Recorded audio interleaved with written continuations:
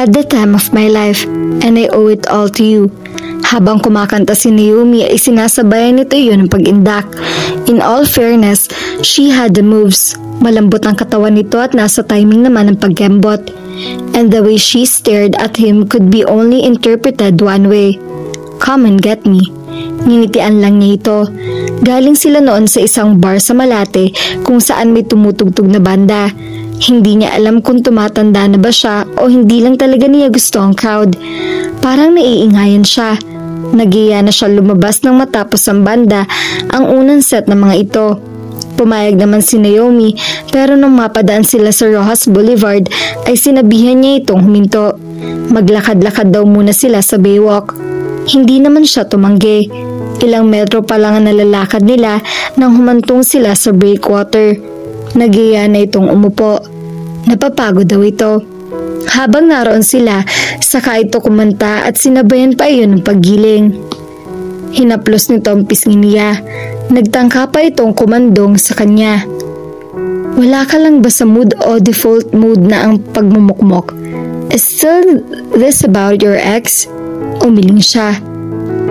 What's about then? Hindi rin niya alam. He was just feeling restless. Parang may kulang sa gabi niya. Parang may hinahanap siya na hindi niya alam kung ano at hindi niya alam tukuyin. Hindi niya na ituloy ang sinasabi dahil nagring ang cellphone niya. Sa isang iglap ay gumaan ang pakiramdam niya nang makita ang pangalan ni Iya sa screen ng cellphone niya. Yo, sagot niya. Aba, payoyo ka na dyan ah. Mukhang nag-enjoy ang mama.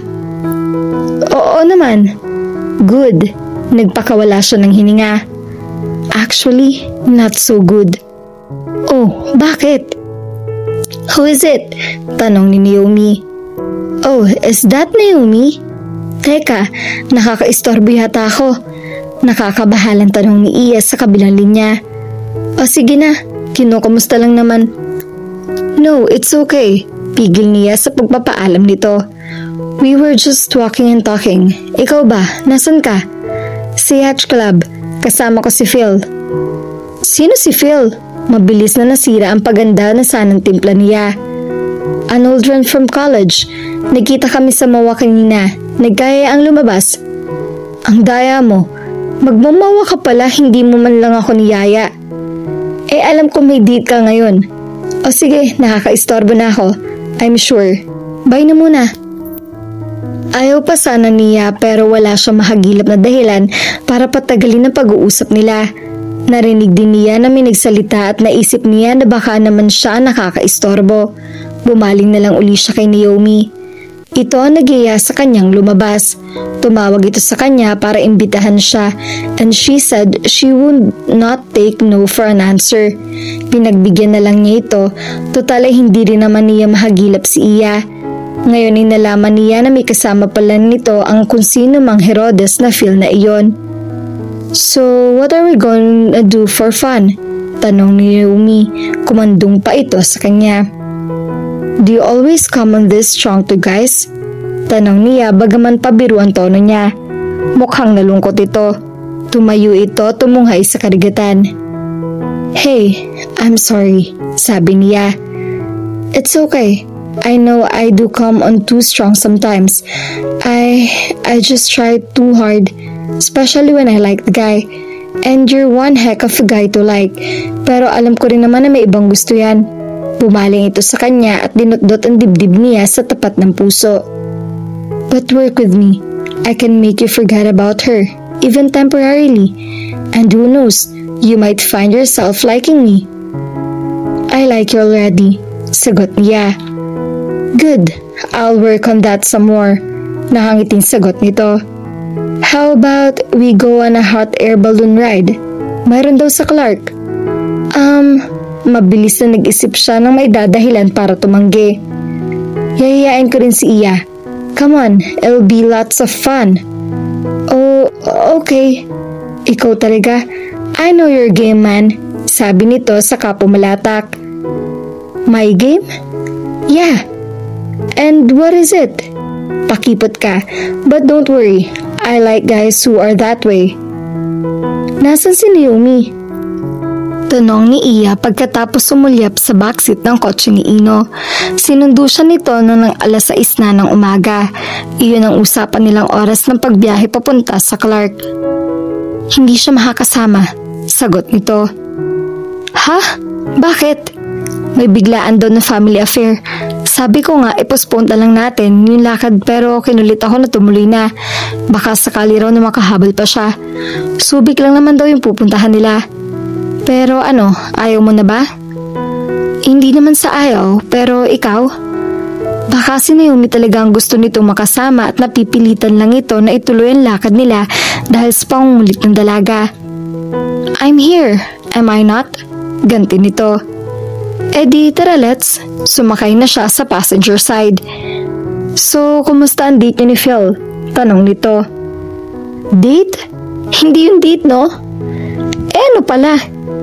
Wala lang, pasyal, gimmick, anything but a date. Ano bang pinagkaiba ng pasyal o gimmick sa date? Yung date may romantic connotation. Kung may candlelit dinner, mas mahusay. Kung may magandang view ang kakainan, mas okay. Yung gimmick, kahit anong klaseng lakad lang yun. Eh ikaw, kumusta ang date ni Naomi? Nasabi ko naman sa'yo na type ka niya. I'm sure by now napansin mo na rin. Mahirap hindi mapansin lalo kung kumakandong na siya sa akin. Parang may pumalo sa dibdib niya. At pumayag ka naman. Sana lang ay nagtagumpay siyang gawing pabiro ang tono niya. Eh anong gagawin ko? Alang ang ilaglag ko siya. Oo nga naman. Sarkastikong saad niya. And knowing Naomi, malamang na kumandong din lang uli yun kapag inilaglag mo. Natawa ito.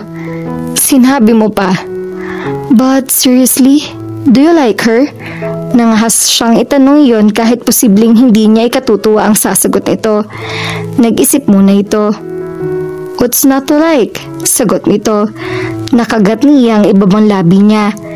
Maybe she should warn him and tell him about Naomi's track record. Pero hindi rin niya gagawin na manira ng ibang tao. Lalo pa kung kaibigan niya yon. And Naomi was her friend. No doubt about that. Kaibigan mo rin si Ino. Dapat mo siyang protektahan. Do you think you'll be able to get over Claudine through her? Tanong na lang niya. No woman can ever make me get over for Claudine. Saad nito na nauutal pa. Hindi naman kasi ako naniniwala sa ganun. I mean, rebound romances don't usually work out. So it's best to get over Claudine on my own. Yung hindi ako gumagamit ng iba. Ganun ba? Gano'n ba katagal na espesyal siya? Usisa niya sa nauutal na tinig. Natigilan ito. She's kinda like you actually. Hindi siguro sa utsura pero sa kilos at ugali. Mahadera ako. Ganon? Hirit agad niya. Pero iyon ay para pagtakpan ng tuwang mabilis na sumakop sa puso niya dahil sa sinabi nito na katulad niya ang ex nito. Hindi sa ganon. Natatawang tanggi nito. I meant, well, mahirap i-explain. Basta, she reminds me so much of you. Ano bang sinasabi mo? Muntik nang lumipat sa kabilang lane ang sasakyan na minamaneho ni Ino nang mawari niya ang implikasyon na binitawan niya sa mga salita. Ano nga ba sinasabi niya? Claudine reminded her of Iya?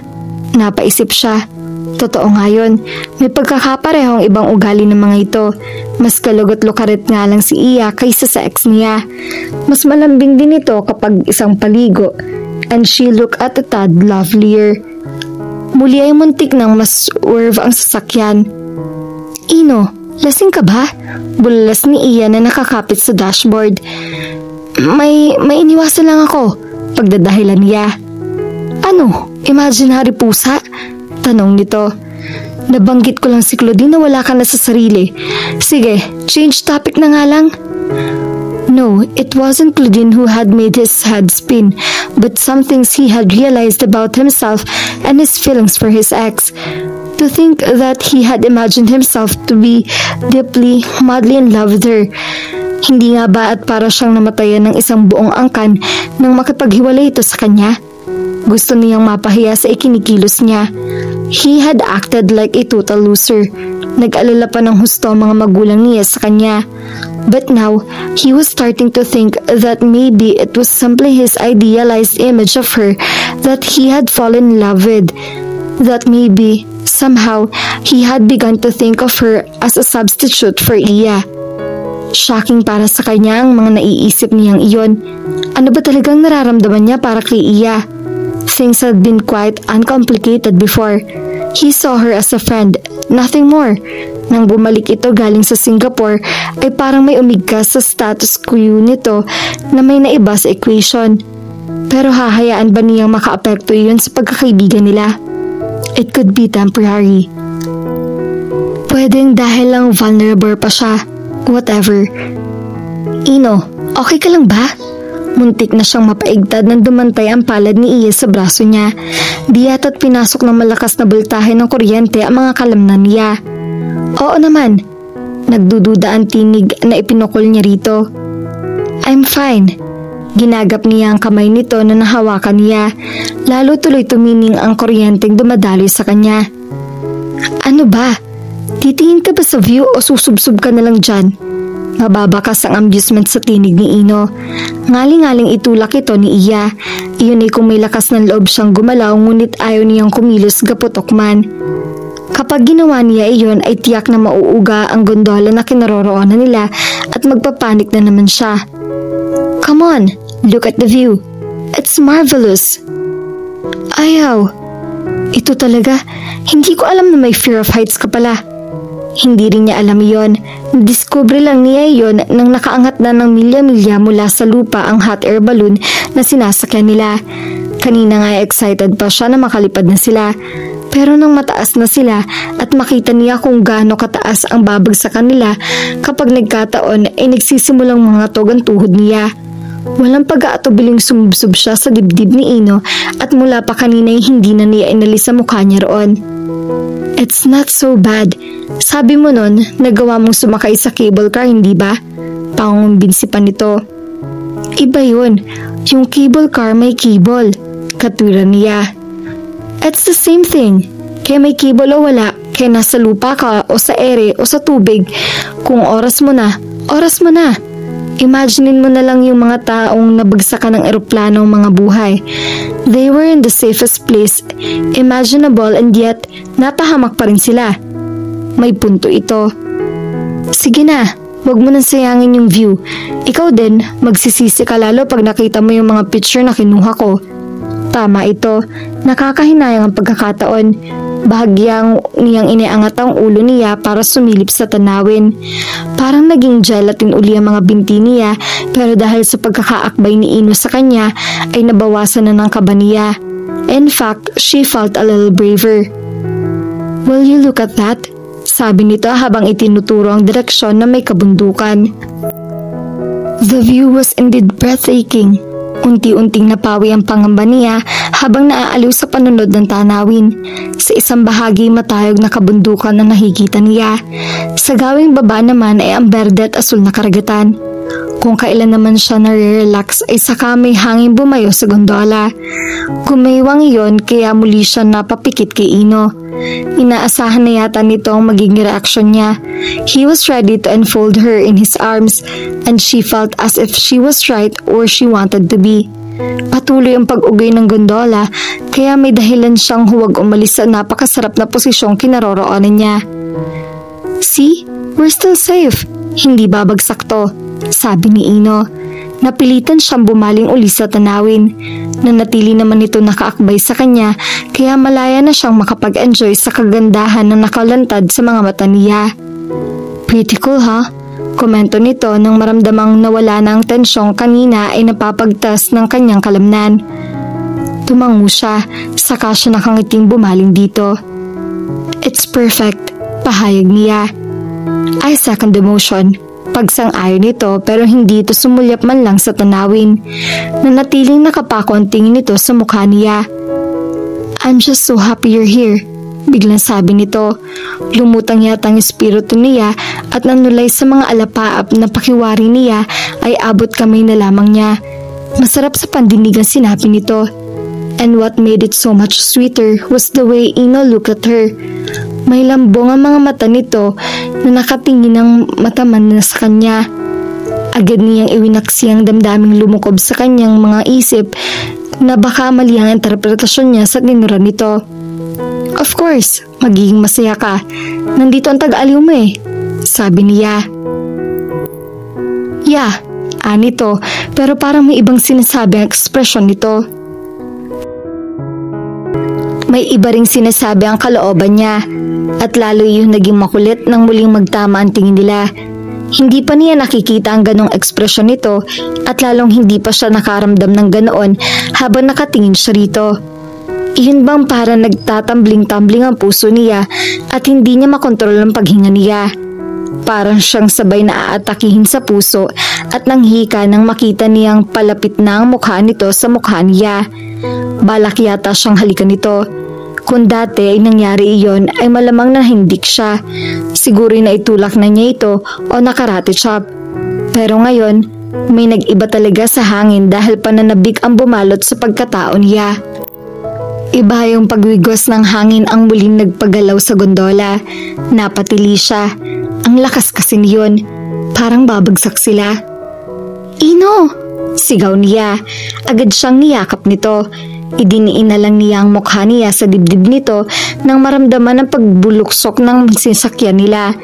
Kung mamamatay man siya, salamat na rin at ito ang nakasama niya. Iyon ang huling naisip niya bago naghang ng tuluyan ang utak niya kasabay ng mabilis sa pagbaba ng hot air balloon. Okay ka lang ba talaga? Pang ilang tanong na niya iyon ni Ino kay Iya. Tumango uli siya sa Iya bilang tugon. Sa kabutihang palad ay hindi naman bumagsak ang hot air balloon. Nagkaroon daw ng air turbulence kaya iyon bumaba ng bumaba. Habang nakasubsob siya sa dibdib ni Ino ay minanipula nito ang gas flame na nagbubuga ng mainit na hangin sa balloon. Dahilan para bumaba na ng tuluyan ang altitude nila.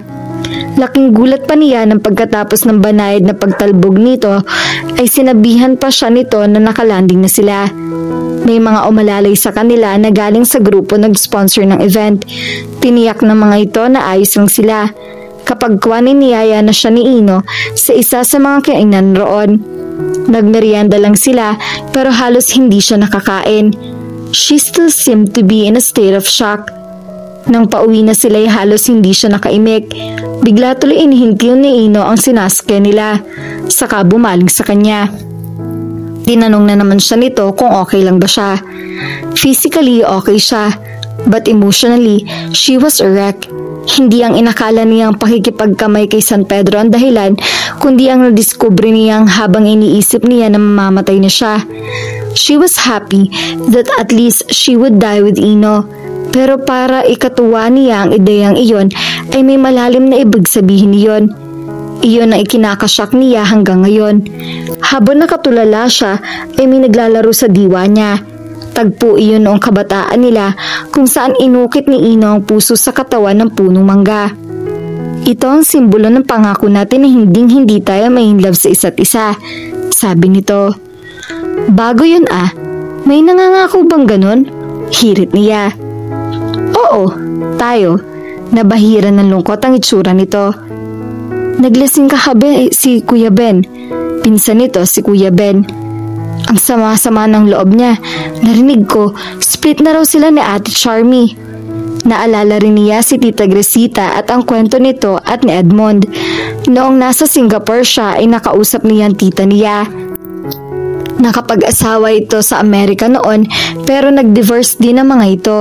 Naikwento nito sa kanya na nagkita uli ito at si Edmond. Nasa Amerika na rin pala ang lalaki. Edmond and I are back to being just good friends. And this time, we aren't going to make the same mistake we made when we were young. Dapat lang, we're older and wiser. Labis na nang hinayang daw ito sa panahong nawala ng komunikasyon ng mga ito. I never met another friend like him, pagpapatuloy nito. And I missed having one so terribly. So never ever will I mistake my feelings of affection for a dear friend of our love. Dahil baka maya-maya ay magkaletse-letse na naman kami. Dapat na matutuhol hindi lamang sa sariling karanasan, kundi pati na rin sa karanasan ng iba. Gugustuhin pa ba niya na maramdaman ang pinagdaanan ni Tita Grisita para mapatunayan niya na mali nga ang naging pasyon nito noon? How would she feel if she lost Ino as a friend? Para hindi niya ma-imagine ang buhay na hindi ito kabahagi. And yet, there she was, on the verge of making the very same mistake her aunt committed. Uy, ano ba? Nag-aalala na ako sa'yo. Ani Ino, ngumiti siya pagkatapos niyang huminga ng malalim. Kaya mo yan, girl, sabi niya sa sarili. I'm fine, uwi na tayo. Inabot nito ang kamay niya. Putsa naman, reklamo ng isip niya. Kapapa siya pa lamang niya na dededmahin ng kabaliwang nakaambang magpabago sa relasyon nila, ay hayon at nangangalib na naman iyong manumbalik. Okay nga ako, giit niya kasabay ang pasimpleng pagbawi sa kamay niya. Nagpakawala ito ng hininga, saka nito muling pinaandar ang sasakyan. Maiintindihan ko kung galit ka sa akin. Anito na makarating sila sa tapat ng bahay nila. Ano ba yan? Ba't naman ako magagalit? I put your life in danger. Oy, hindi ganun kakitid ang isip ko. Actually, I had a good time. Promise. Talaga? Mukhang natuwa ito. Oo naman. Exciting kaya yon. Talagang exciting. Imagine, kayakap kita habang nakalutang ako. Literally sa ere. Mabuti naman pala. So, hindi ka tatanggi kung yayain uli kitang lumabas. Basta ba, wag na muna tayong bumitin-bitin sa ere, walang problema. Mas tama siguro na tumanggi siya, pero hindi pala niya kaya. Total ay aalis din naman siya pagkatapos ng bakasyon niya. Maano namang namnamin niya ang kasiyahang dulot ng pagkakasama nila ni Ino habang nasa Pilipinas siya. This feels like old times ha? Bahagyang nanigas ang pagkakatayo sa tapat ng bintana si Iya nang maramdamang nasa likuran niya si Ino. Hindi naman ito nakadikit sa kanya, pero parang may aspiling sumundot-sundot sa balat at kalamnan niya. The sensation was thrilling and alarming. Thrilling dahil kagaya yata iyon ang pakiramdam ng nakasakay sa roller coaster na nakaamba ng bumulusok pa ibaba. Alarming dahil alam niyang hindi siya dapat makaramdam ng ganoon para kay Ino. Nahigit niya ang hininga niya.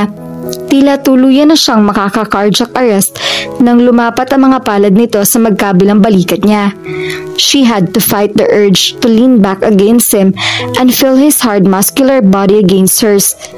Nakitanaw ito sa tinitingnan niya. Ilog na may malinaw na tubig ang dumadaloy di kalayuan sa treehouse na kinaroroonan nila. Kanina'y niyaya siya nito at laking gulat niya nang isa sa resort nila humantong. May sorpresa raw ito sa kanya roon. Isinama niya ito sa treehouse.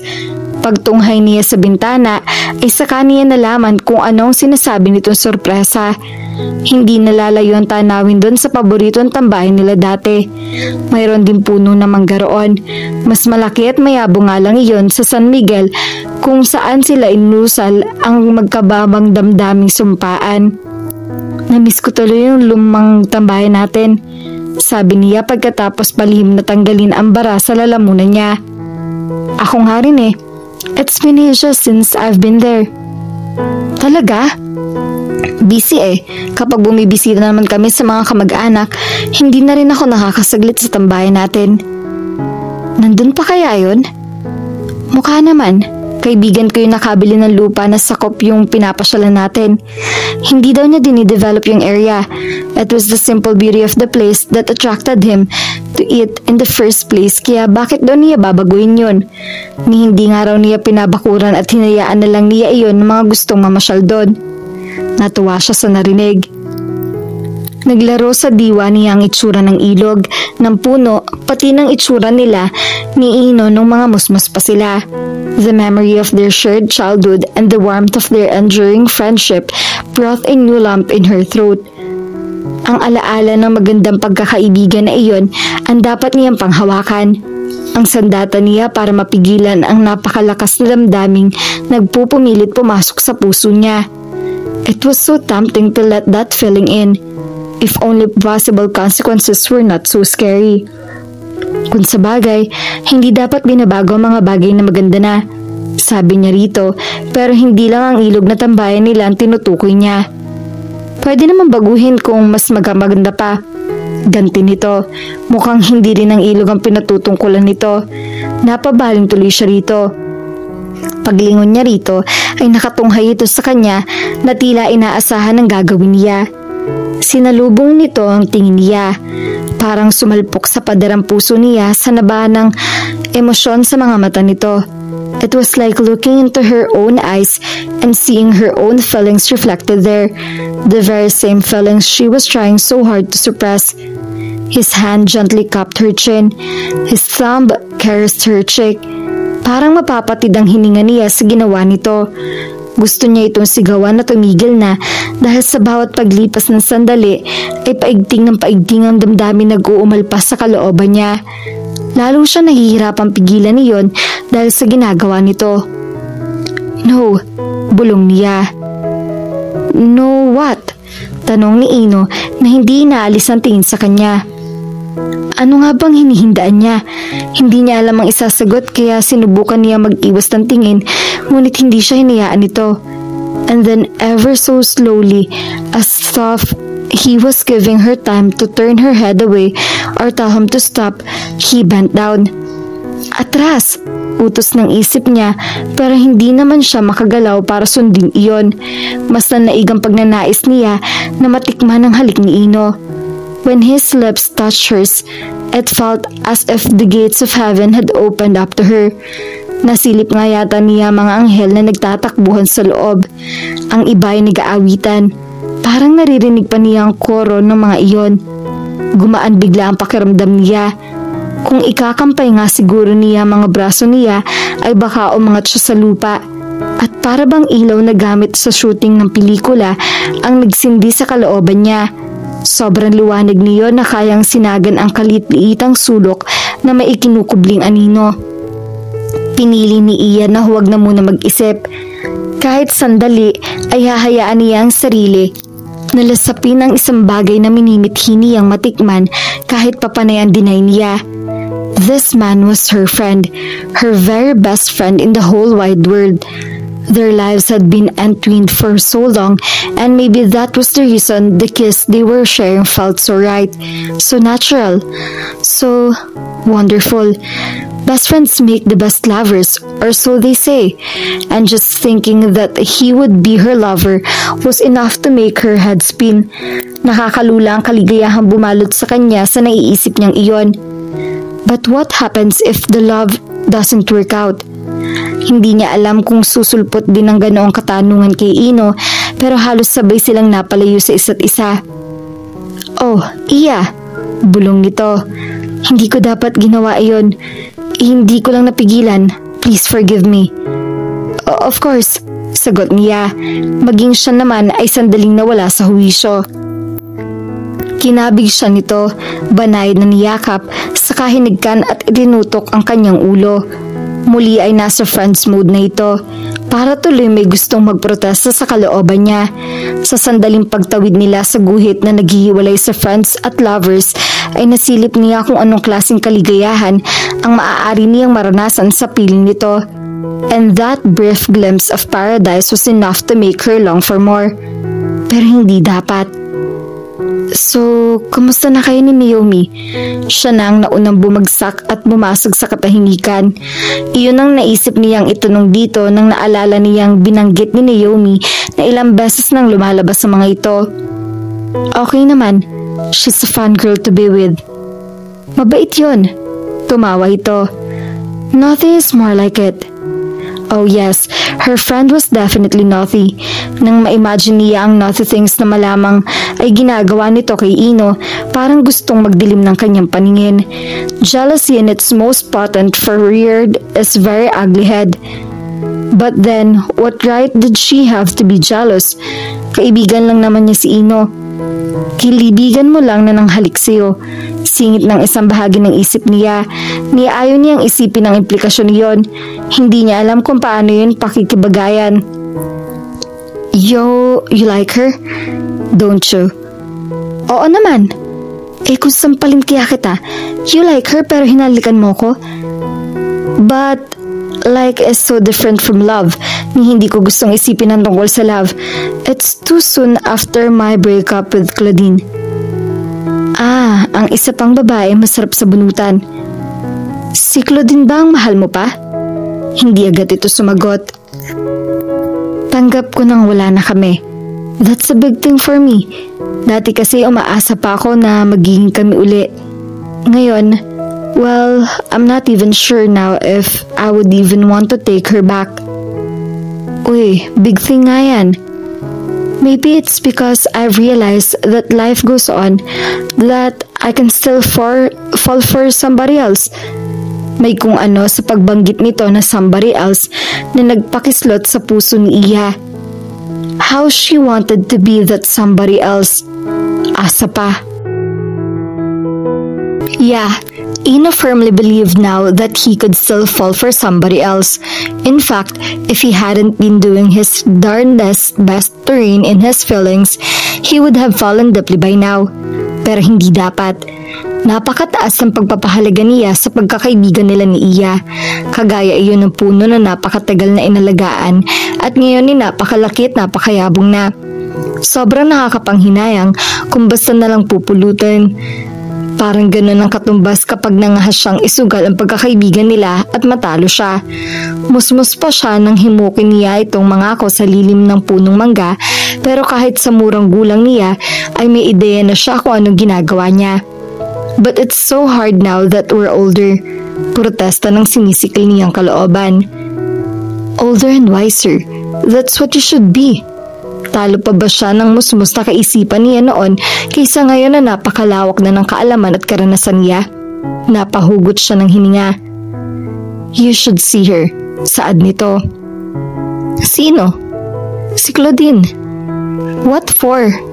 Para matiyak mo kung anong nararamdaman mo para sa kanya. Hindi na siguro kailangan. Mas maganda nga kung makasiguro ka sa feelings mo sa kanya. Nagtaka siya. Why is it suddenly so important that I found out what I really feel for her? Dahil kapag nalaman mo na hindi mo na siya mahal, gaya ng dati, ay ako ang unang-una at malamang na pinakamatutuwa. His heart seemed to stop beating for a few seconds. Matutuwa raw ito? Bakit? Could it be that she was starting to have a deeper feelings for him? Sana. Sana ka dyan. Kontra ng isang bahagi ng isip niya. That would just make things more complicated than they already were. Ano ba ang nagpapakomplicate ng sitwasyon? Hamon ng isang bahagi pa ng isip niya. Had she been any other woman, he would have gone ahead and done what came naturally. Iyon na ang suyuin nito. But that's just it. She's not any other woman. Kaya ayaw niyang pansinin, lalo na ang aalisahin niya ito ang nararamdaman niya para dito. May hula siya, syempre. Hindi naman kasi siya kahapon lang ipinanganak, pero ibang hula sa kumpirmado na. Sa totoo lang kasi, naiimbiyar na ako sa babaeng yun. Patuloy nito. She's so engot, you know. There you are, a great catch, and she didn't even appreciate you. Hindi ko gustong ginaganon-ganon ka na lang ng kaibigan. Best friend ko pa naman din. Oo nga, best friend niya ako. Paalala ni Ino sa sarili. Well, what if I discover that I still love her? E di masasaktan lang uli ako. Tanong niya. At least, you'll know where you stand. Sadista ka pala eh. Gusto mong i-torture ako. Medyo. I think I'd enjoy seeing you squirm. Pero, para bang bulatin na binudpura ng asin? Tumawa ito ng mablahura. Ang sama mo. Ito naman, joke lang. Kaya lang kita pinipilit, dahil sa tingin ko naman kaya mo na. Baka magulat ka pa sa madiskubre mo sa sarili mo. Kung sa bagay. So, you'll consider it? Makikipagkita ka sa kanya? Napaisip siya. Suddenly, the prospect was not so daunting anymore, which was another big thing for him. Dati hindi niya sigurado kung paano ihahandle ang sitwasyon kung sakaling magkasalubong sila ng ex niya. I think that would be a good idea. Parang medyo na-excite pa siya. Pakiramdam niya ay haharap siya sa pagsubok na medyo malaki ang sansan na imipapasa niya yon. Balitaan mo ako na resulta ha? Sure. Bumuntong hininga siya, saka muling ibinaling ang tingin sa ilog.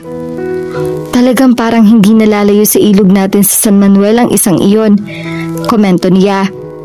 Sinabi mo pa, nagkatinginan sila. Naisip mo ba naisip ko? B1? Naalala niya ang dating palabas na ang bida ay ang mga saging na sina B1 at B2. Oo, B2, sagot nito. Charge! Patakbo silang lumabas ng treehouse. Nagkasabay pa sila sa pinto. Kaya halos hindi sila magkasya. Panay ang tawanan nila habang pinipilit nilang makalusot. Parang mga batang nagkumahog silang makarating sa pampang ng ilog.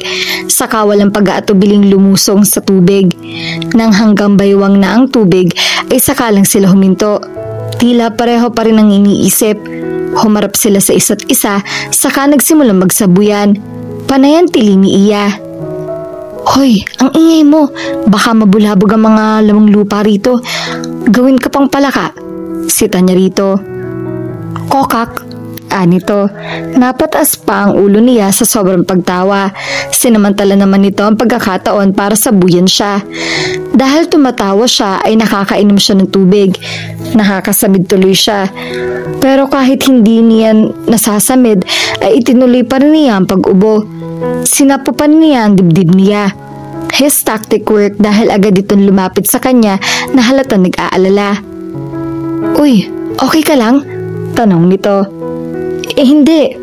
Kunwari siyang pinangungupasan ng hininga. Halika, ahon na tayo. Inabot nito ang braso niya saka isinampay sa balikat nito. Balak yata nitong alalayan siya sa paglalakad. Gotcha! Bulalas niya. Sa kanya ito ay nilubog sa tubig. Panay ang palag nito pero hindi muna niya ito hinayaang makaalpas. Madalas nilang gawin niyon sa isa't isa nung mga bata pa sila. Maya-maya ay tumigil ito sa pagpalag. Nang bitawan niya ito ay lumutang ito. Oh no, siya naman ang nataranta. Itinahaya niya ito. Nakapikit ito at bahagyan nakaawang bibig. Oh no, no, no, no, no. Pinangko niya ito. Saka siya patakbo nagpunta sa pampang. Inilapag niya ito. Saka inilapit ang pisngi sa bibig at ilong nito para pakiramdaman kung humihinga ito. Nang wala na siyang maramdamang mainit na buga ng hangin ay lalo siyang nataranta. Marunong siya ng CPR. Nag-training siya dati sa ilalim ng Red Cross pero nakakataranta pa rin. Iniayos niya ang ulo nito saka siya umakmang ilalapit ang bibig sa bibig nito. Noon at biglang dumilat. Ha, gotcha rin. Parang humalagapos mula sa baga ni Ino ang lahat ng hangin na sinagap niya bilang paghahanda sa pagbuga niya ng hangin kay Iya. Ikaw talaga. Pinagkikikiliti niya ito. Panay ang tawa nito habang umiiwas sa pagsundot niya. Sa kakakisay nito ay hindi sinasadyang kung saan napasayad ang palad niya. Pareho silang nag-freeze ng mga malambot na dibdib nito ang nasaling niya. Their eyes met and he felt this incredible zing enter his body. Katulad yata iyon ng kidlat na tumama sa kalupaan. Kulang na lang ay tumimbawang siya sa tindi niyon. He wasn't able to help himself. Tila tinakasan na siya ng katinuan kaya hindi niya nagawang pigilan ang sarili. His lips quickly claimed hers, and for the second time, it was as if wonderful gift had been handed to him. Ang sarap nitong halikan, wala siyang duda roon. Sa dami ng mga labing nalasap niya, ang kay Ian na yata ang pinakamalambot, pinakamatamis at pinakanakakatakam-takam. They tasted so good that he couldn't seem to stop himself from kissing her. Kung pwede nga lang ay maghapon at magdamag niya itong halikan. Parang malulunod si Iya. Sa igting ng paghalik sa kanya ni Ino ay hindi siya makahugot ng hininga. Parusa ba yun sa kanya sa pagpapanggap niya na nalunod siya? Pero kung parusa iyon ay buong puso niya itong tatanggapin at pagpapasapasaan pa nga. Basang-basa siya pero kahit katiting ng ginaw ay wala siyang maramdaman. Itinaboy na iyon ng init na nagawang agad buhay ni Ino sa pagkatao niya. Ang init na iyon ay buong sigasig na nanunuot sa bawat himaymay ng kanyang kalamnan. Pinasok na rin yata niyo ng utak niya kaya tumigil na iyon sa tamang pag-andar. Dahil kung nakakapag-isip pa siya ng maayos, dapat ay kanina pa niya itong itinulak palayo sa halip na mangunyapit sa balikat nito na parabang totoong nang lulunod siya at hindi ang kanyang pagkatagasalba. Ang damdaming pinipilit niyang pigilan ang sarilin. Iyon ang nag-udyok sa kanya na tanggapin ng walang pag-aalinlangan ang napakasarap na halik na iginagawad sa kanya ni Ino. Hindi nga lang niya yun tinanggap, buong puso pa niya yun tinugon. Humihingal ito nang sa wakas ay tumigil ito sa pagsimsim sa mga labi niya. Gayunman ay hindi ito lumayo sa kanya. His lips stayed just inches away from hers as though he could bear to move away. Nararamdaman niya ang mainit na hininga nito sa pisngi niya at nalalanghap niya ang preskong samyo niyon. And she was tempted to pull him close and kiss him senselessly. Muli siyang hinagka nito ng mabilis na tila hindi lang ito nakatiis. Kapag kuwan ay umalis na ito sa kapagdakan sa kanya, agad na naramdaman niya ang lamig ng hangin na humaplos sa basa niyang katawan. "Pasaway," sabi nito. "Halika na nga sa loob at baka sipunin ka pa," sabi nito nang makitang hinaplos niya ang braso niya. Inalahad nito ang kamay sa harap niya. Inabot naman niya iyon. Hindi na niya mabilang kung ilang beses na nitong ginawa iyon mula pa noon. Pero sa pagkakataong iyon ay may init na muling nagliyab sa pagkatao niya sa paglalapat ng mga kamay nila. Hindi sila nag-usap tungkol sa pananatili sa lugar na iyon, pero parang nagkaisahan nila ang umalis na. Pagkaligo niya ay nagbihis na siya ng pangalis. Nang datna niya sa sala si Ino ay nakapangalis na rin ito. "Sa daan na lang tayo kumain," anito. "Sige," gusto niyang manghinayang. Dapat ay maya-maya pa sila aalis. Dapat ay ilang oras pa niya itong makakasama. Pero tama na rin na maghiwalay na sila. Delikado kung magtagal pa silang magkasama dahil mas mahihirapan siyang pigilan ng nararamdaman niya para dito. At lalo iyong pinahirap ng halik na pinagsaluhan nila. Panglawang gabi ni Neon nadalawin ng antok si Iya. Hindi lang ang alaala ni Ino ang gumagambala sa kanya, kundi pati na rin ang nararamdaman niya. She longed to be with him so badly. Halos masaid na ang reserba niyang self-control para pigilan ang pagnanais na damputin ang cellphone at i-dial ang numero nito. At least, she was sure he was not with Naomi. Nasa Bacolod pa rin kasi ang kaibigan niya at sinusulit ang bakasyon para makabanding ng todo ang pamilya nito. Kate-text lang nito kanina na pupunta mga ito sa isang resort para sa kasal ng isa sa mga pinsan nito. Which meant Ino was free, or was he? Pwede rin namang kasama nito kung sinong mang babae, but she doubted it. Kung namang noon hindi pa ito ganong kaseryoso sa pakikipagrelasyon, ay hindi nito ugaling makipag-fling. Napapikit siya nang maalala ang halik na namagitan sa kanila. Just thinking about it was enough to make her whole body tingle. Parang nararamdaman uli niya ang init na dulot niyon, pati ang maalab na pagkislot ng puso niya habang magkalapat ang mga labi nila. Huwag mo kasing isipin. Pero sobrang hirap gawin niyon at napakahirap din na patuloy niyang itanggi ang nararamdaman niya. Because the simple truth was, she had fallen in love with him, head over heels, patumbling-tumbling pa. At parang hindi siya makatiis na hindi man lang niya ito makakausap. Inabot niya ang cellphone niya. Tatawagan na niya ito, pero bago pa niya masimulang pindutin ang numero na to, ay tumunog na ang aparato. Namilog ang mga mata niya sa pagkakita sa pangalan ng nasa screen. She had to be dreaming, or maybe hallucinating. Ilang beses munang hinayaan ni Iya na tumunog ang cellphone niya. Pinag-isipan muna niya kung gusto niyang makausap ang tumatawag bago niya sinagot iyon. "Hello? Iya? Napatawag ka?" Hindi na siya nagpanggap na hindi niya alam kung sino ito. "I'm so glad hindi ka pa nagpapalit ng numero." "Why, Troy? May utang ba ako sa'yo na nakalimutan kong bayaran?" Iyon lang naisip niya ang dahilan kung bakit ito tumawag sa kanya. "I guess I deserve that," anito sa kabilang linya. "And so much more actually." Hindi niya alam kung anong isasagot doon, ni hindi niya alam kung anong mararamdaman. Under shock pa siguro siya, kaya parang manhid ang kalooban niya. Hindi niya inakala na makakausap pa niya ito. Ilang beses niyang inasam noon na tumawag ito o mag-text man lang sa kanya. Ilang mga santo rin ang binulabog nito at kinulit niya sa pagnonovena para hilingang magbago ang pasya nito at makipagbalikan nito sa kanya. Gaano pa ba siya katagal umasa na sana'y magising ito isang umaga at maisip nito na kailangan siya nito sa buhay nito? Hanggang sa mapagod na siya sa kahihintay sa milagrong mukhang malabo ng maganap. And now this? How was she supposed to react to something she never thought would ever happen? May kailangan ka ba, Troy? She was amazed at how calm she sounded. Matagal na kitang gustong tawagan. May time nga na nasa Singapore ako at pupuntahan dapat kita sa office mo ron. But I was kinda scared of how you would react. Hindi naman siguro kita sasampalin o eskandaluhin. Saad niya. I know that.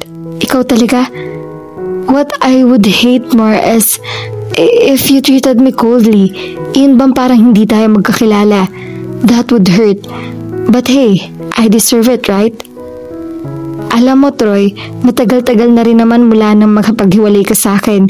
I've gotten over it already. That's what I'm afraid of. Kung sungal-ngalin kaya kita? Ano bang ibig mo sabihin? Tanong niya. I want to see you. Para saan? Iya, I think I made a big mistake when I left you. Napapikit siya. Kasama sa ipinagdarasal niya noon ay ang marinig ang mga katagang iyon. You said the magic is gone. Paalala niya rito. I've realized that magic is not what makes a relationship work. It's love. And, well, I still love you. Sa totoo lang ay ang sarap nitong pabagsakan ng telepono. Sayang at cellphone ang ginamit niya at hindi yung lumang aparato na sa bigat ng auditibo ay masakit sa tenga kapag ibinagsak na nasa kabilang linya. You've gotta be kidding me. Ano yun? Nagising ka na lang isang umaga at naisip mo na gusto muli ako? Okay ka lang? Hindi yun ganun lang. I have been in a few relationships since we parted ways. It seems that I was looking for something that didn't exist. After a number of girlfriends, I realized that the problem wasn't with the woman I was with, but with myself. Siguro ay may mga commitment issues lang ako noon at defense mechanism ko ang maghanap ng problema sa relasyon kapag pakiramdam ko masyado na nagiging seryoso yon. But I grew up fast when my dad died. Nagulat siya. Patay na si Tito Nick? Kailan pa? At ano ang kinamatay niya? Lung cancer. 6 months na nakalilipas. The disease progressed pretty quickly. Bago siya namatay, pinasa na niya sa akin ang pagpapatakbo ng SRA promotions. Nag-resign na ako sa dating pinapasukan ko para makapag full-time ako sa SRA. Isa ang kumpanyang humahawak ng malalaking event ng pag-aari nito. There's nothing like being handed big responsibilities to make a boy grow up into a man. I want what I and my mother had, a long-lasting relationship. Nakita ko sa dedikasyon sa kanya ni Mommy kung gaano kasarap na may karamay sa hirap at ginawa. And there's no other woman I want to be with than you. I'm so sorry for being stupid and for hurting you. Now, I'm asking you. No, I'm begging you to give me another chance. Nang malaman ko kay Chelsea na nasa Pilipinas ka, pinilit kong lakasan ang loob ko. Isang dating office mate niya ang nakasalubong niya sa MOA na si Chelsea. Pero Troy, may iba na ba? Natigilan siya sa tanong nito. Meron na, iyon agad ang naisip niya. Pero nahimasmasan din agad siya. Sino bang tinutukoy niya? Si Ino? Hindi naman ito sa kanya. Oo, wala, pero thank heavens. But that doesn't mean I want you back. I don't expect you to take me back with open arms. Pero at least, bigyan mo sana ako ng pagkakataong patunayan sa'yo na ibang tao na ako ngayon. Let me make up for my stupidity. I'll think about it. That's fair enough. So, kumusta ka na ba? Okay naman. Nagtanong pa ito ng kung ano-ano tungkol sa kanya at sinagot naman niya mga iyon. Maya-maya nagpaalam na rin ito. You need to rest. Pasensya na kung naistorbo kita. I just needed to make the call. Ilang beses na rin kasi ako nag-uurong sulong. Nito. Okay lang, so good night. Good night and sweet dreams. Ganti nito. Call you tomorrow. Kung joke ito, hindi nakakatuwa. Sabi ni Iya sa kapalaran pagkatapos ng pag-uusap nila ng ex-boyfriend niya. Nang mag-ring uli ang cellphone ay napahugot siya ng hininga. Mukhang may nakalimutan pang sabihin ng lalaki. Dinala na agad niya sa tainga ang aparato. O Troy, anong nakalimut? Troy? Natigilan siya nang hindi boses ng ex niya ang marinig niya. Ino? Oh, ikaw pala.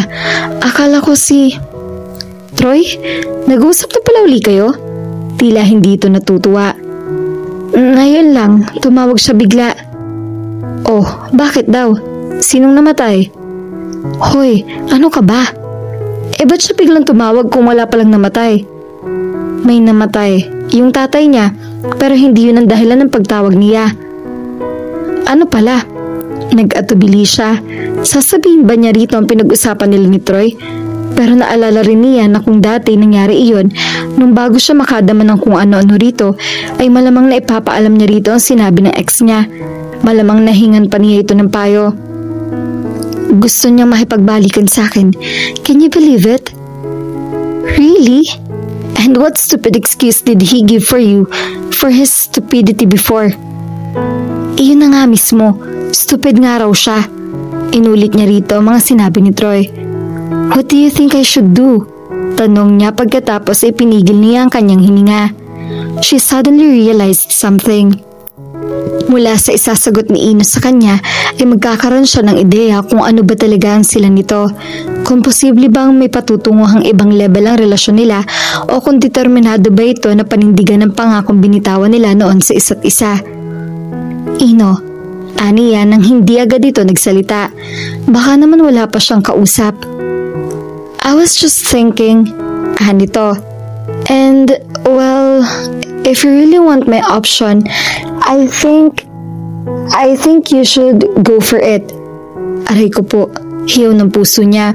Kung ganun ang payo nito ay nangangahulugan lang iyon na friends forever lang talaga ang balak nito sa kanila. Ano ba problema mo ron? Wala dapat problema. Pero bago, ang nakakagulat na pagtawag ni Troy, nakumbinsinan niya ang sariling sumugal para malaman kung may pwedeng patunguhan ang nararamdaman niya para kay Ino.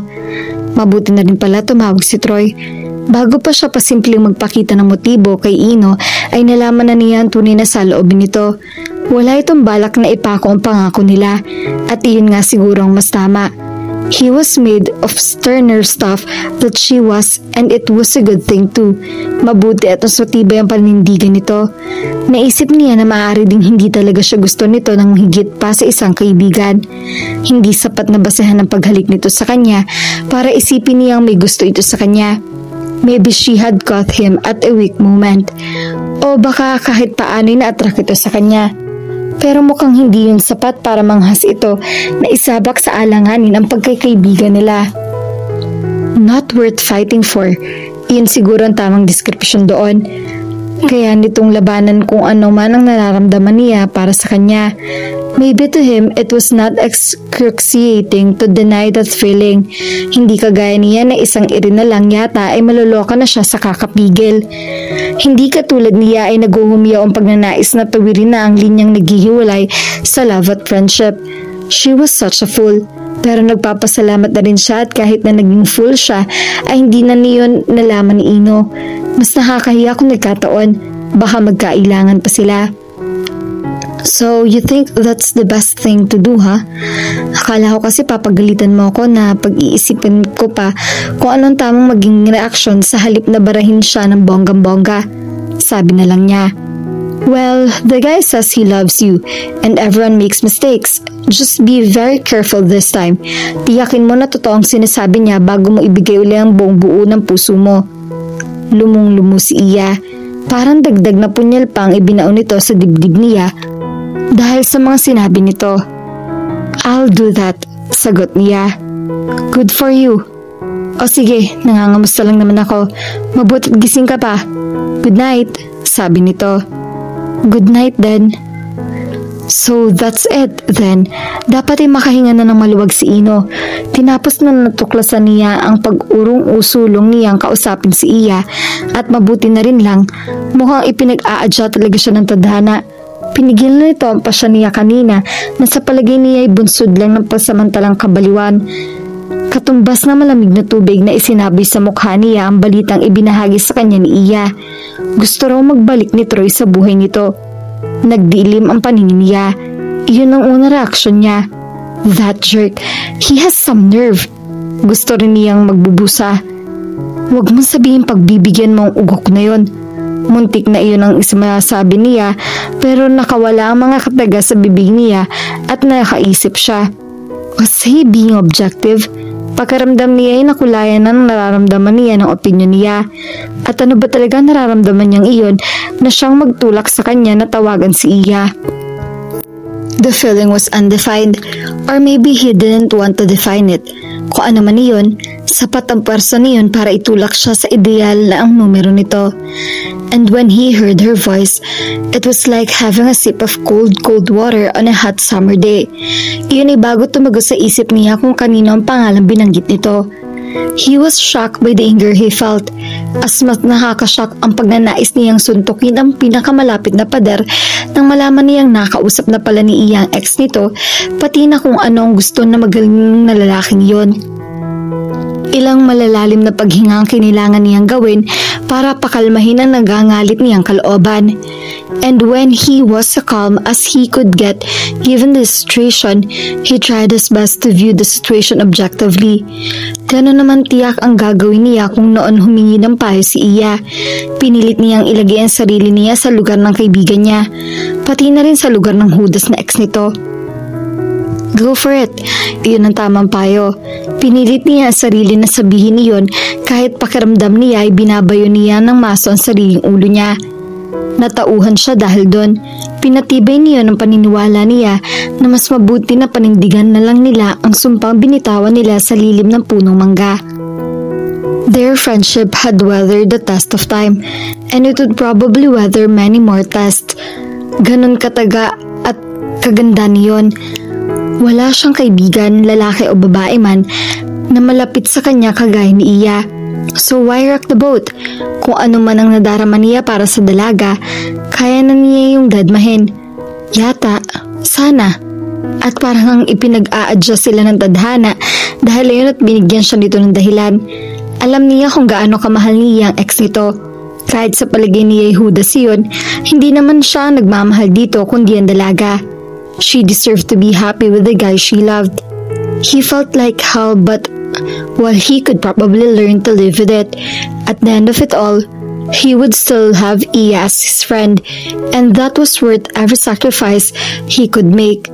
Isa pa, nasa Singapore ang buhay nito. Of course, the distance was the least he worries. Pwede naman siyang magpunta roon kahit gusto niya. Malamang din na may makukuha siyang trabaho roon kapag naghanap siya. No, being in a long-distance relationship was not going to be a big problem. Ang malaking problema ay ang paniniwala niya na hindi sila dapat magkaroon ng relationship. Hindi mo ba ako imbitahin sa pista sa inyo? Tanong ni Troy kay Iya. Ha? Naalala pa pala nito ang pista sa kanila. Diba this weekend na yon? Oo. So? Hindi ko pa sure kung pupunta ako. Mukhang nagulat ito.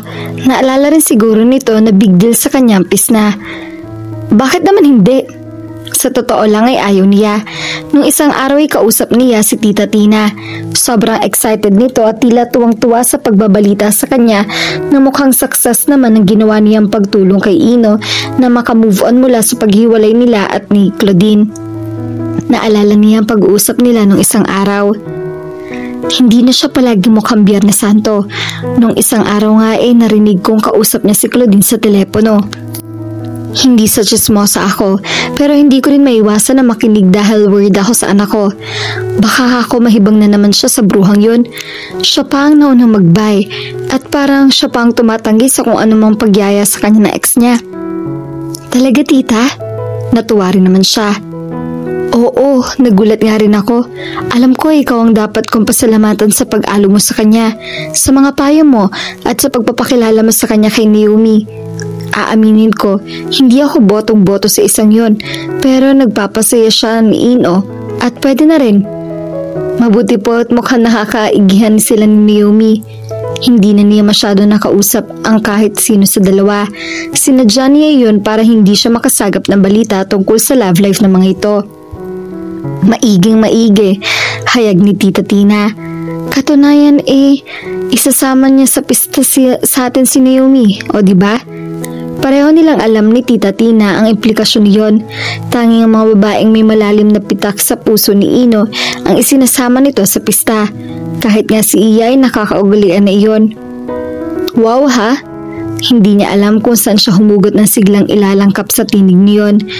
Ang husay niya magpanggap dahil ang totoo ay parang nalalanta ang puso niya. Wow na wow. Ikaw ba? Pupunta ka? Siguro naman. Oo po. Ituturing na kasalanang mortal ng mommy at daddy niya kapag umabsent siya sa pista. Dan ka sa bahay ha? Titingnan ko po. Batang to, ano bang titingnan mo? Gawin mo. It was the last thing she wanted to do. Ayaw na nga niya makita si Naomi at Ino, pero mukhang malabo rin na makaiwas siya. Ngayon ay may dagdag na dahilan pa para tabangan ang loob niya na umuwi para sa pista. Marami akong aasikasuhin, baka nga magbora ako. Talaga? Sama naman ako. Nako, for friends lang yon. Female friends, magbabanding kami. Bawal magsama ng guys. Oh, what a bummer. Inabot nito ang kamay niya. Pinilit ni Iya na kiligin pero hindi siya makahagilap ng katiting na damdaming kahawig man lang niyon. Anyway, status update naman oh. Anito? Ano ka, Facebook? Biro niya. You know what I mean? Sagot nito. Tiningnan niya ito ng mataman. Troy. Humugot siya ng malalim na hininga. I know what you mean, sabi nito. Bakit nga ba hindi na lang ako nagbora? Dismayadong tanong ni Iya sa sarili niya. May isa pa siyang tanong. Bakit ba pumunta-punta pa siya sa bahay ni Ino? Kung sa bagay, mahirap umiwas. Panay ang text sa kanya ni Tita Tina. Tiyak na magtatampo ito kapag hindi siya sumaglit man lang doon. Gayong dati halos maghapon siya roon kapag ganong pista. Marami rin silang naging bisita pero sa kalaunan na unti-unti na rin nauubos sa mga iyon. Noon siya sinusugan ng mami niya na dumaan na muna kina Ino. Nakasalubong ko si Tina kanina sa simbahan. Ibinili na papuntahin kita, sabi ng mami niya. Sulong na at baka magsintir pa iyon. Ganun nga ang ginawa niya. Pagdating pa lang niya roon ay natanaw na agad niya sina Ino at Naomi. Nakaupo ang mga ito sa mahabang mesa na nakasetup sa bakuran. May kalayuan nito sa gate kaya malamang na hindi pa napapansin ng mga ito ang pagdating niya. Lalo pa at mukhang nakaton ang atensyon nito sa mga isa't isa. Nakita pa niya na ang aktong susubuan ni Naomi si Ino kaya agad siyang nag-iwas ng tingin. Tumuloy na siya at nilapitan si Tita Tina na kausap ang isang umpok na mga bisita. Ay, Iya, mabutit nandito ka na. Akala ko i-injanin mo ko sabi nito. Kayo talaga, ba't ko naman gagawin yun? Sagot niya. Mabuti pala at isinantabi na muna niya ang pagsisintir. Hala, kumain ka na. Nandiyan si Ino.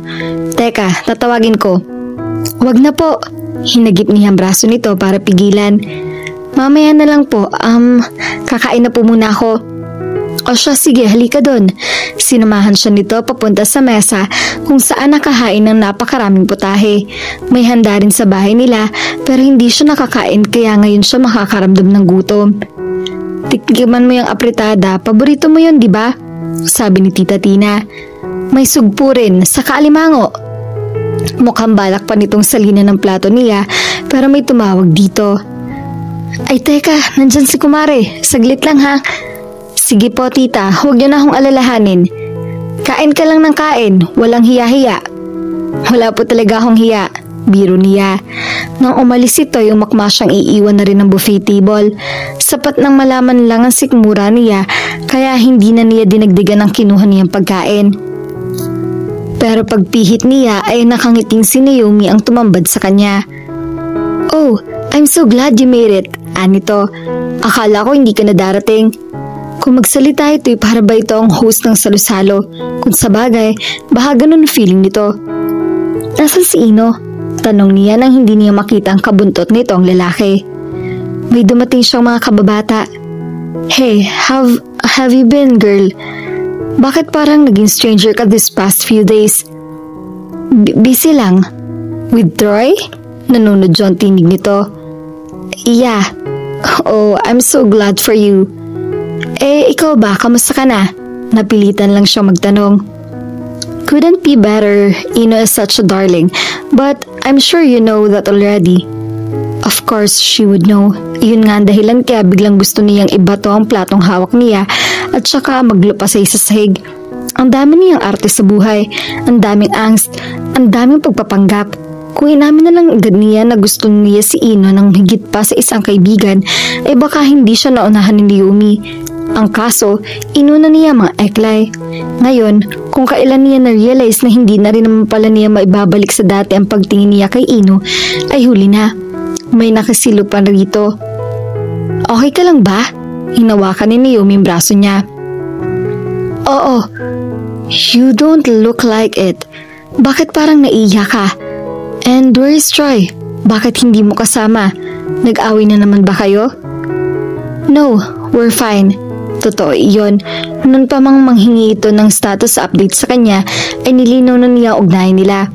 Tapos na ang probation period nito at nailabas na rin niya ang hatol. Wala nang parto ang relasyon nila. Paano pa magkakaroon kung ganun kahit si Troy ang kasama niya ay ibang laman ng isip at puso niya? Mula sa sulok ng mata niya ay nakikita niyang palapit sa kanila si Ino. Nagpanik siya. Hindi yata niya kayang humarap dito kung ganun ang estado ng emosyon niya. Lalong hindi niya kayang makitang sweet ang dalawa. Baka maisaklob niya ang platong hawak niya sa ulo ni Naomi o mas malala ang mapaiyak siya sa harap ng mga ito. Teka, parang nawiwiwi ako. Magsisiyar lang ako ha. Oh, pakihawak.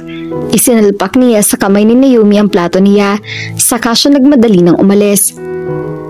She never looked back. Hindi na rin siya bumalik sa salusalo.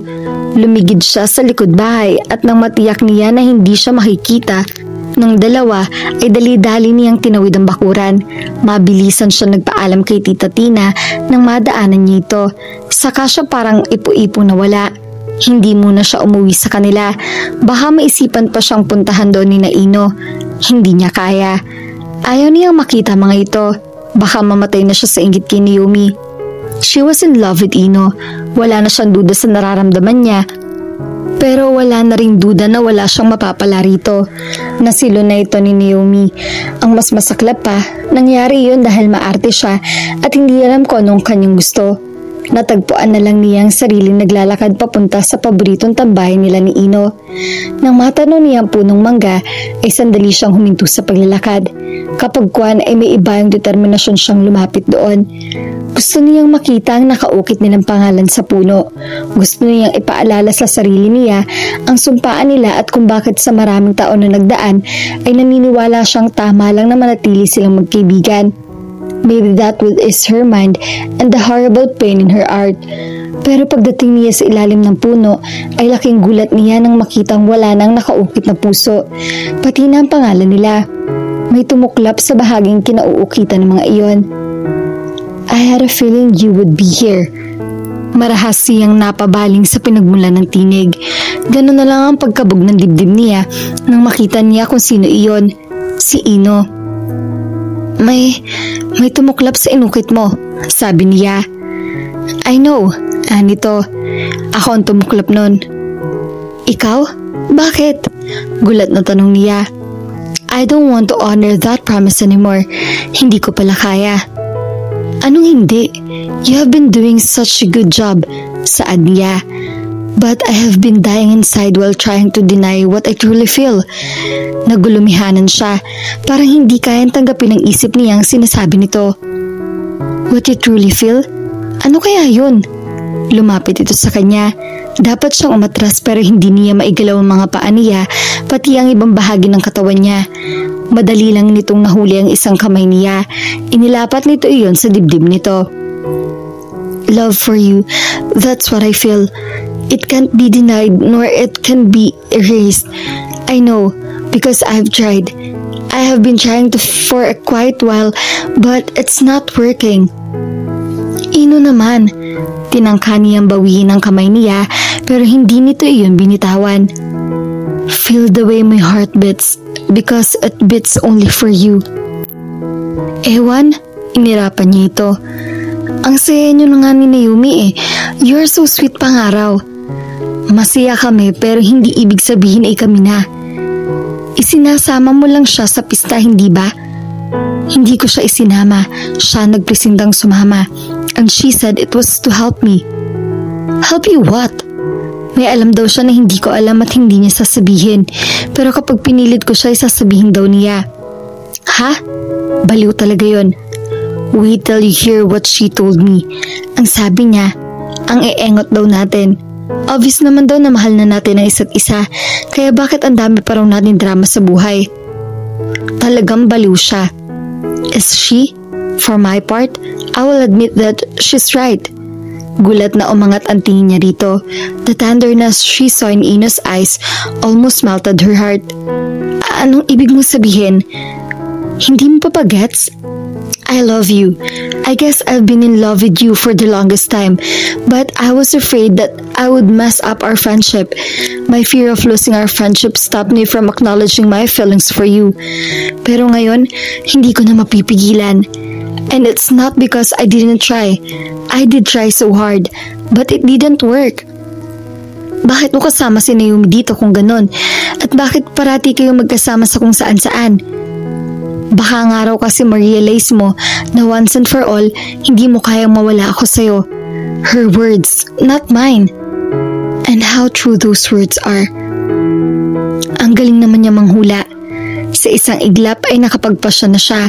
She would go for what she wanted because Ino was definitely worth the risk. Does that mean what I think it means? Parang ayaw pa nitong maniwala o hindi ito makapaniwala. Kung ang intindi mo ay mahal na rin kita, oo, tama ka, panghas na pahayag niya.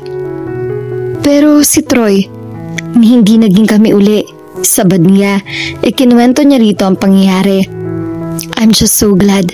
Bulalas nito nang matapos siya magkwento. Kinabig siya nito na mahigpit at niyakap. So glad. Glad ka dyan. Sabi mo nga go for it, hindi ba? Because I wanted you to be sure of what you felt for him. Gusto ko matiyak mo kung mahal mo ba siya o talagang wala ka ng balak magkasequel ang relasyon ninyo. You urged me to do the same thing with Claudine, remember? Paliwanag nito. Ano ba ang feelings mo for Claudine? She wanted us to get back together but I didn't want to anymore. That ought me to tell you something. Ino, I fell for her because she reminded me of you. All along, it was you I wanted. Parang mahihimatay na si Iya sa sobrang saya. Sa isang iglap ay nakalimitan niya ang lahat ng pighati, sama ng loob na pinagdaanan niya sa loob ng maraming araw. So, you two finally had the guts to admit what you really feel for each other, huh? Sabay silang napabaling sa pinagmulan ng tinig. Nakita niya naglalakad palapit sa kanila si Naomi. Yeah, thanks to you. You were so right, sabi ni Ino. Of course, I've been around so much. I know a good love story in the making when I see one, sagot nito. I owe you one, sabi ni Ino. Same here, segunda niya. Just make it work out at syempre, dapat abay ako. Given na yun, sang-ayon niya. Well, carry on. I was just making sure you got it right this time. Anito, gotta go. I-update ko pa si Tita Tina. Tumalikod na ito at naglakad na palayo sa kanila. Mukhang may bago tayong sumpa na iuukit dito sa puno, sabi ni Ino nang silang dalawa na lang naroroon. Tantanan mo ng kahabag-habag na puno. Cruelty to trees ang pag-uukit dyan. Hindi naman na kailangan dahil nakaukit na sa puso at isip ko ang pangako ko sa'yo. Pigil niya rito. At anong pangakong yun, Aber? Tanong nito. Ang mahalin ka mula ngayon hanggang sa katapusan ng mundo. And I promise to love you longer than that. Ganting sabi nito. Niyakap siya nito ng mahigpit. Idinuya ng mga dahon ng mga puno ng mabining pag-ihip ng hangin. Nagalaglag ang ilan sa mga iyon sa kanila na tila ba pati ang mga iyon ay nakikiayon sa panibagong sumpaan nila na sa pagkakataong iyon ay hindi na sa puno lang inuukit, kundi sa puso ng bawat isa. At dito na po nagtatapos ang kwentong pag-ibig ni Iya at Ino. At lagi po nating tatandaan, ang pag-ibig ay parang apoy na nagsimula sa ningas ng pagkakaibigan. At sa tamang panahon, may isang taong magpapatunay sa iyo kung bakit ka para sa kanya at kung bakit hindi ka para sa iba. Sana po ay may nakuha kayong aral at inspirasyon sa kanilang pag-iibigan. At muli po ay samahan at suportahan niyo po ako sa mga kwentong pag-ibig na ibabahagi ko sa inyo. Maraming salamat po. God bless at ingat po tayong lahat.